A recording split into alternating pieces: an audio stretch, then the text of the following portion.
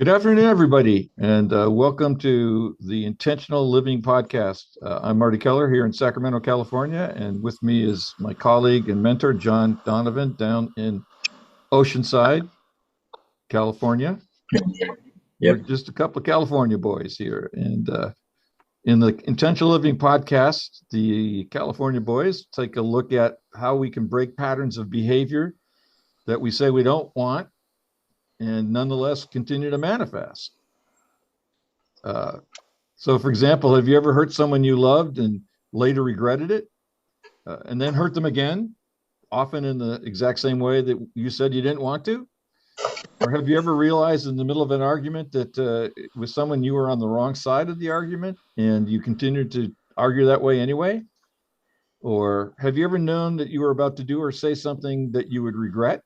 Maybe even hearing that little small voice in your head saying, "Don't do that." And yet you found yourself unable or unwilling to stop? Well, in this podcast, we examine and uncover unconscious obstacles to what we want and learn to befriend them and to make them allies in manifesting the life we truly want to live in our deepest heart's desires. To see these, learn that these behaviors actually can be the doorway to creating something different. And so, we have, John, you and I, in the past few months have been taking a look at a number of principles that we've developed over the course of the many years that the accountability practice has been ongoing. hmm And these principles are thoughts, sayings, insights that we use to help people uh, leaven their practice, to deepen their practice, maybe create a little uh, mental understanding of what's going on, because see if that can help. And I'm going to do a quick screen share here so that those of you who are joining us for the first time can see what we're talking about. And we do, there's a podcast on each one of these, and some of them get double podcasts because they're just that juicy. So we started back in, I don't know, October, I think, October, maybe November, with "I'm always getting what I want. It's never about the other person. The issue is not the issue. People treat me the way I want them to.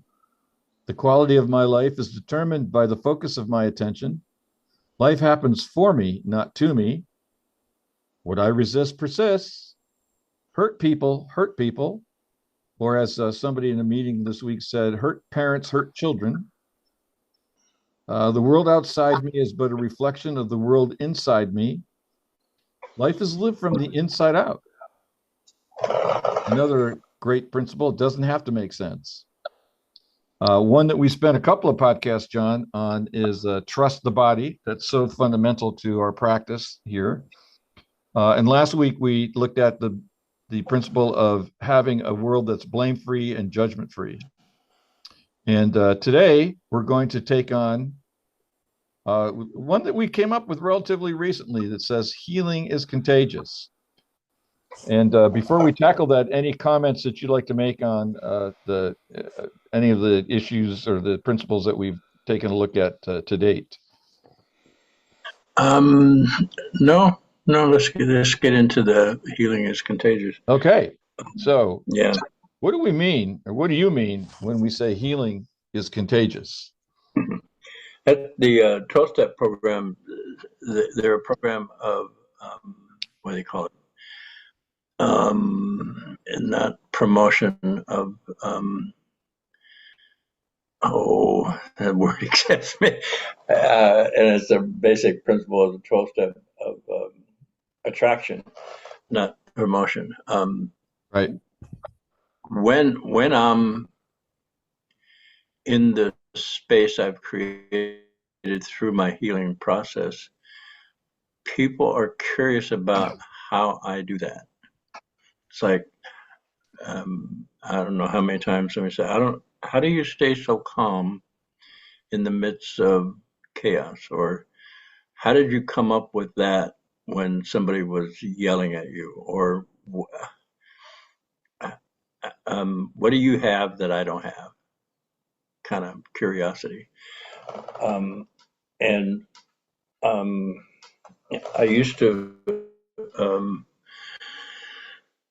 meet people that used to like not scare me, but I couldn't understand how they would do some of the things they do. One of my character defects was not turning down overtime. If somebody said, "Oh, it's overtime," oh, that's production. Oh, I'm making more money. I'm better. And some of the guys at work would go, "No, no, I got plans with my family." And I'm thinking, how what do you? I don't understand what you're doing. They're upping your money here. Um, and so I got curious about it, and um, hopefully, well, one of the things I did in my recovery process with my children was making the decision to quit telling them what to do and to exemplify how I wanted them to be. So that made them curious and open to like engaging with me or asking me questions that they normally wouldn't ask. So that's my interpretation of why we put that in there. Healing is contagious. It's can also be frightening for some people. It's like, oh, I don't understand this guy. I don't this guy. Whether the 12-step in the addiction field in the rooms, we say that there are normal people that can like have a half a glass of wine. We don't know how they do that. It's like we don't know how. We call them normies. Um, like I don't understand how you can have half a glass of wine. There's got half left in there, and besides, the bottle's not empty yet. So, yeah, healing is contagious. Lead by example. I think there's a, That's I think there's even more to it. Um, so okay. when I first heard this one, what I thought of, John, was the power of the group, and how when any one of us begins to have insights and begins to do something like the accountability tree, which is what we've talked about many times on the podcast. This is the central practice to the intentional living work.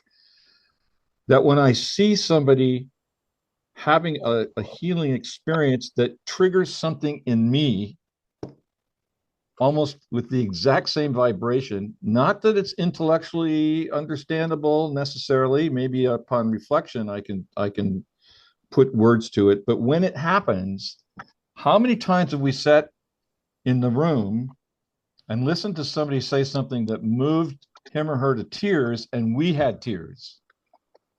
Yes. So there's something, for me, healing is contagious also impinges on or reflects on the notion that there's a vibrational coherence that we have with each other, and Mm-hmm. that it's not just examples obviously a part of that, but there's also something in the resonance world, the resonance sphere, that when in fact, I think it's in the prayer that you often use, like, I believe when I heal, how's it go? I believe when I heal, all people are healed. Yeah. And when I heal in this moment, all those that came before me are healed, and all those that come after Right. are So healed. that's a statement of the contagion of healing, isn't it? Yeah. Yeah, I agree. And as we were talking, dysfunction is also contagious. Well, And I was exactly. raised, yeah. So and we're using the word contagious as a transference of energy. And like we talked last week, the energetic marker of our parents we picked up as infants, whether we had words for it or not, and then embody those frequencies which got stuck in us, and then a trigger would happen, and we would react the same way our parents reacted, even though we had no words to Right. describe it. So yeah, it's all contagious, and all these principles are designed to create dialogue, conversation, Well, I think explore the things. I'm sorry. But I no, was just I'm say done. I think that the value of stating this this way, healing is contagious, is also to encourage people to appreciate what recovery really means. I mean, there's a lot of emphasis on the contagion of the dysfunction and so forth, um, Yeah. and we can become enamored of our own past and our own wounding and so forth, and nothing wrong with that. But I want to become enamored of the healing. I want to become Yeah. enamored of the freedom. I want to become enamored of the power of intention. Yeah. I want to become enamored of creation, um, Yeah. of conscious creation. Uh, so for me, that's why when we say healing is contagious, we're encouraging people to consider the possibility that, again, as you say, when I heal, when someone in my circle heals, I'm participating in that. And it may not be in a way that I can directly measure with a Right. thermometer or some scan or whatever, but it's happening. Yes. Yeah. Happens in the rooms.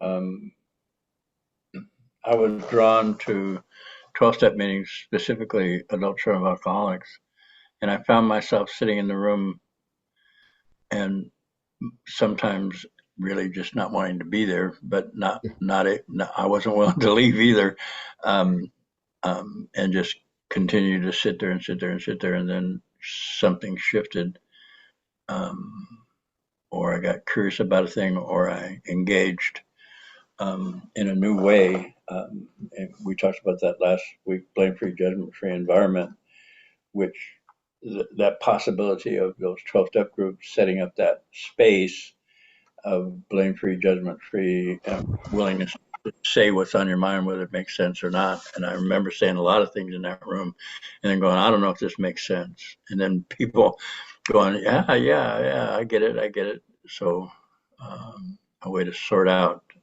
internal processes too, um, and be validated for. Somebody said, "Thank you for the courage for your share," and I'm thinking, "Oh, okay, I don't understand that, but okay." And then I found, oh, it does take courage to say things that you were told in your family of origin. The three rules in the family of origin, unwritten rules, were don't talk, don't trust, don't feel.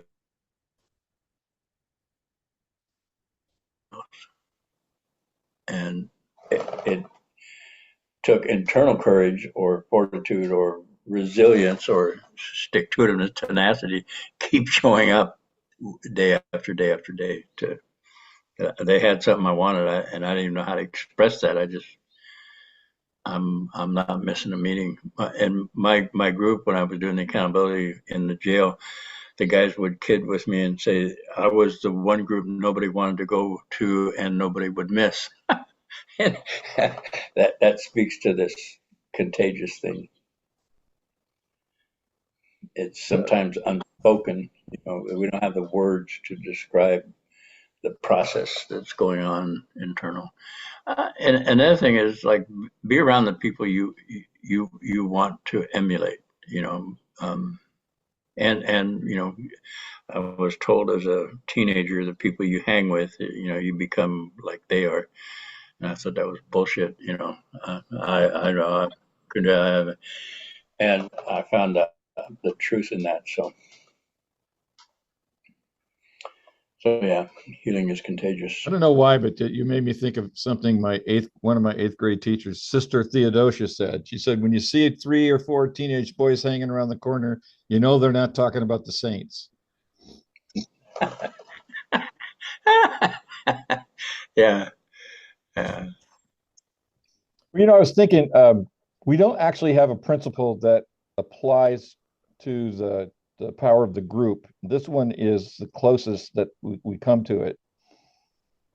So we might, for the newcomer, we might explain or just to spend a little bit of time, since we have it, on why do we do this in group work? Why is that group such a powerful setting to do accountability practice work? you know, it's I may come up with another principle, and my statement has been my healing, my trauma came in the presence of people. Necessarily, my healing will come in the presence of people. Um, I don't know if that will qualify as a principle, but I don't know. We'll see. We'll talk about it. Well, it's And in that's the my belief. it's in the ballpark because there's got to be a principle around that what would work for me is something is or in addition is something like the power of the group accelerates my healing. Yeah, and that word necessarily, maybe we may find another word for it, but my trauma came in the presence of people, and my healing comes also in the presence of people. I don't do this alone. In fact, there's nothing I do that's not in relationship to either myself or people, places, and things. So yeah, we'll we'll think about that. Come up with the group, a focus group creates change, significant, um, um, expressible, noticeable change, shift, something different. Right. Um, Palpable. Palpable, that's a good word. Yeah. So Well, yeah, there's John, power. let's offer our viewers. So anybody's watching this, if you have a way to come up with a some verbiage for the principle that we're talking about here, feel free to leave a note in the comments. Yes. But for the newcomer, can we just say a few things about why the group has this power and why we encourage people to attend meetings, whether it's an intentional living meeting or a 12-step meeting of some kind, AA, Okay. adult children of Yeah, yeah. alcoholics. In the recovery field, it has been demonstrated that these groups, and I'm going to specifically talk about AA, has changed a multitude of people's lives in a positive way. If you look at the stats, and I don't know where to get the stats, but since AA's inception, millions of people have been relieved of the burden of alcoholism, and it was in the group. So it's been a demonstrable method of healing. And from that one group, AA, we got Al Anon, Codependency Anonymous, and then there's about 50 different anonymous groups you can go to. Relationships Anonymous, Overeaters Anonymous, Narcotics Anonymous. Debtors Uh, Anonymous, Sex and Love Addicts yeah, Anonymous. there you go. Right. And this goes on and on and on. And it's a group process where you share what we call experience, strength, and hope. Experience of I find myself in the gutter.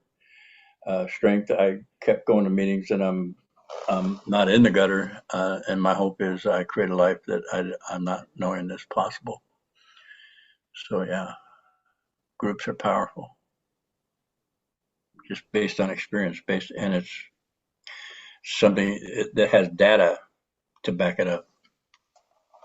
I think one of the things that makes that true, see what you think of this, but one of the things I think that makes it true is because when every member of a given group agrees ahead of time, essentially to suspend blame and judgment about self and others, Mm-hmm. we stimulate or emulate an environment of unconditional love, something that nobody has experienced before. Mm-hmm. So I remember you talking about, I think it was your first AA meeting, and one of the things that you said is, I'm coming back. Yeah. That you had some kind of experience that was so different from other experiences that you were intrigued, you were attracted, you were inspired, and the way that you put it was, I'm coming back. Yeah. That was my first taste of what saying the truth offered me. That was I wasn't my first A couple of my first AA meetings. I didn't want to be there. I was in judgment. I was like, "Oh, these guys are crazy." And this one group, when I went around to introduce, hi, my name's John, I did that. Hi, my name's John. I'm an alcoholic. And I felt something internal that, and that's where the next thought was, oh my God, I'm coming back. And I really had no words to, in retrospect, I'm saying I'm coming back, but something happened. I shifted where the resistance to being there left. And I wanted to be there instead of I got to be there, which were the first couple of meetings. Um, and that one moment shifted me to change my life, change my trajectory, and on an esoteric level, change the timeline, or I don't know. I'm on a different journey. I'm on gratefully so. The journey I was on, the probability of you and I talking right now is nil. I would either be in jail or dead, or Right. creating more havoc. Yeah. Yeah. I probably would have been dead from some health challenge.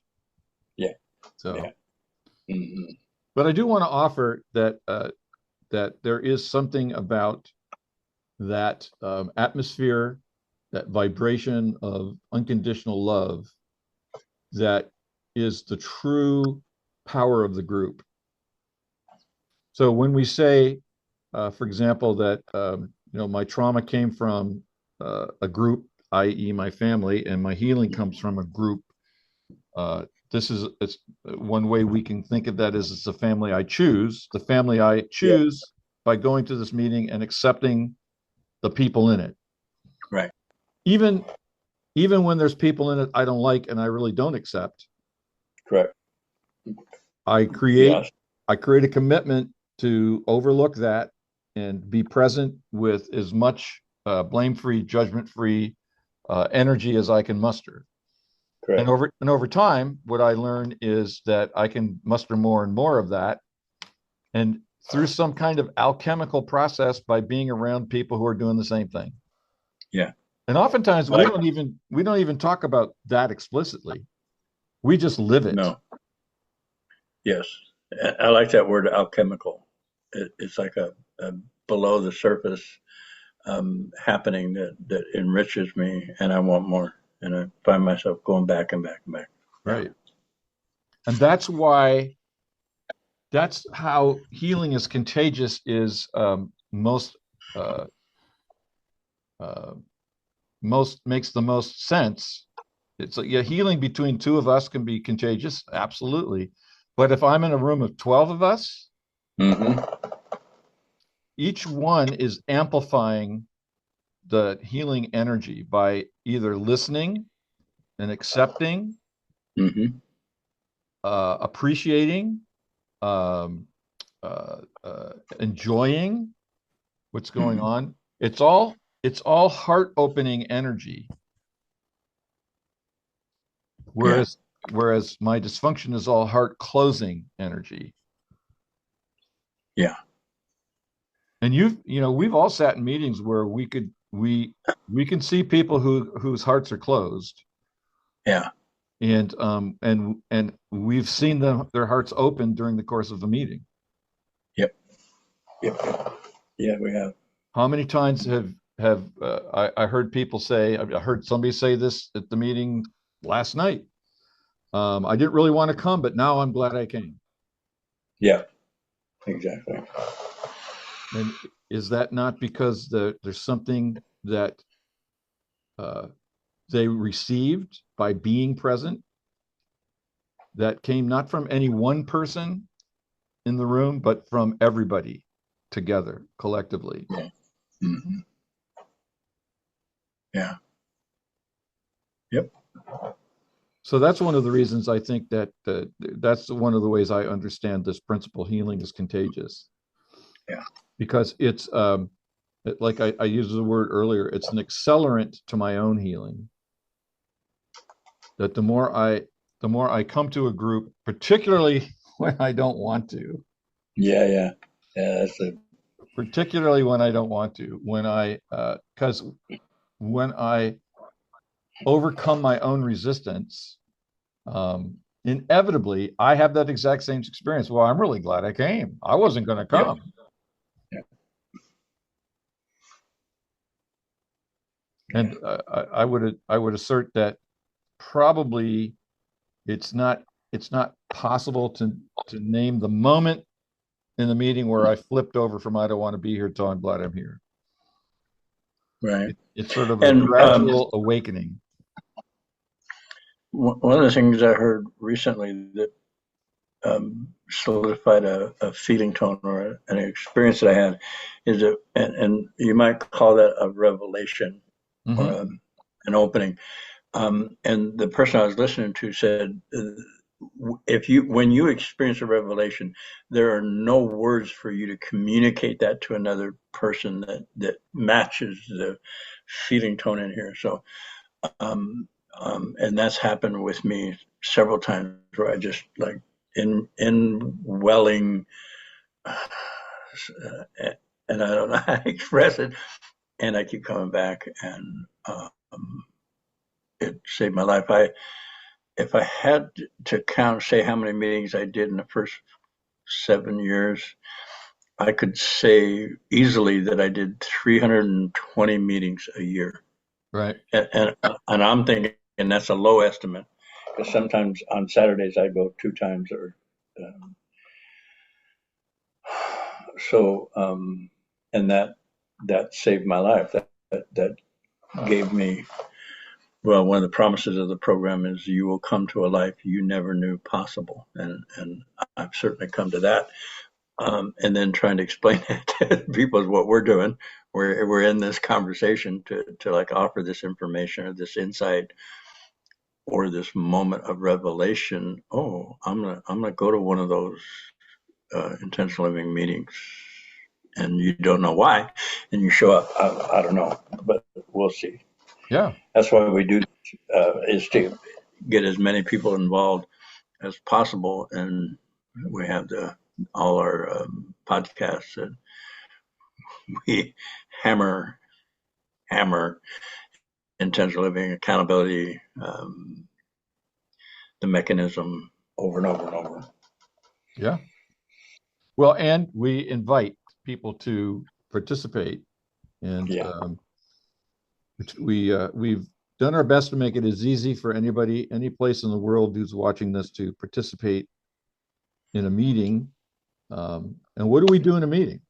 Maybe you just take a second and John, we have a few more minutes here, and just sort of give people an insight on what do we do in a meeting? What can a newcomer expect? Well, I introduced the process intentionally. We're in intentional living, and I talk a little bit about myself and what I'm about to offer. It's like our opening statement.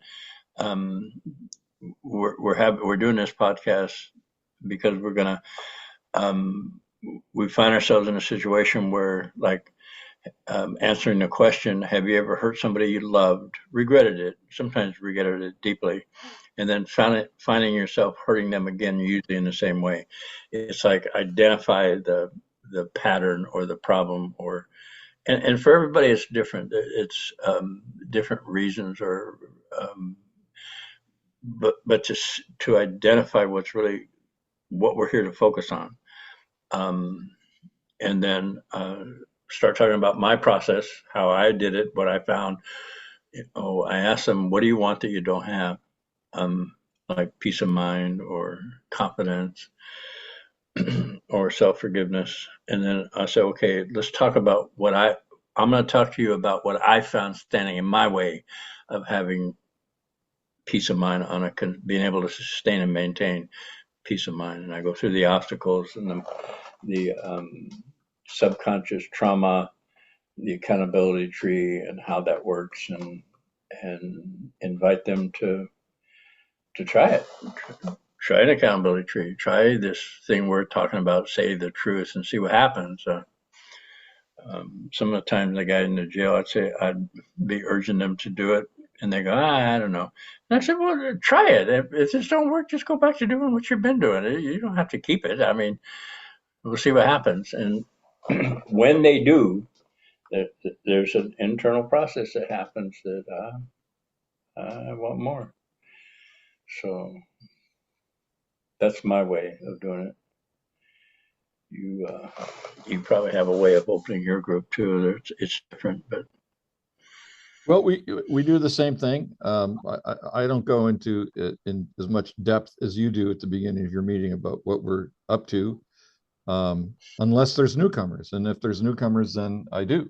oh yeah, And yeah, yeah, and it's my goal, I think, similar to you, to establish a vibration of comfort and safety as best I can do it. Now, I can't make that true for anybody, but I can bring it of my own, bring myself and my own mm-hmm. sense of comfort and safety and joy at being there. But the meeting is open for anything that anybody wants to work on, and so we say, are there any issues that anybody's struggling with that you'd like to work on? Are there any questions about either the process or life or anything you want to talk about? Any snarky comments that anybody would like to make? I mean, those are good ones. Yeah, whatever, yeah, whatever. yeah.